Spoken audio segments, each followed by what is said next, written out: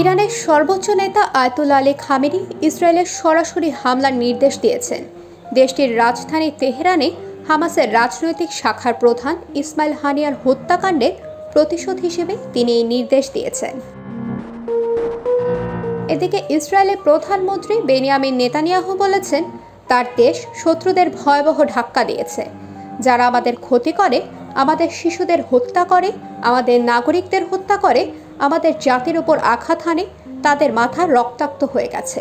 জাতির উদ্দেশ্যে দেয়া এক ভাষণে নেতানিয়াহু এ দাবি করেন। নেতানিয়াহু বলেন, ৩ সপ্তাহ আগে আমরা হামাসের সাময়িক প্রধান মোহাম্মদ দায়েফের উপর হামলা করেছিলাম। 2 সপ্তাহ আগে আমরা হুতিদের উপর আক্রমণ করেছি। আমাদের বিমান বাহিনীর সবচেয়ে দূরবর্তী হামলার একটি ছিল এটি। বুধবার আমরা হিজবুল্লাহ সামরিক প্রধান ফুয়াদ শুক্রির উপর হামলা চালিয়েছি। তিনি আরও বলেন, আমরা যে কোনো পরিস্থিতির জন্য প্রস্তুত। ভাষণে ইসরায়েলের প্রধানমন্ত্রী জোর দিয়ে বলেন, যুদ্ধের লক্ষ্য অর্জিত না হওয়া পর্যন্ত ইসরায়েল যুদ্ধ চালিয়ে যাবে। আমরা তখনও হার মানিনি, এখনও মানব না।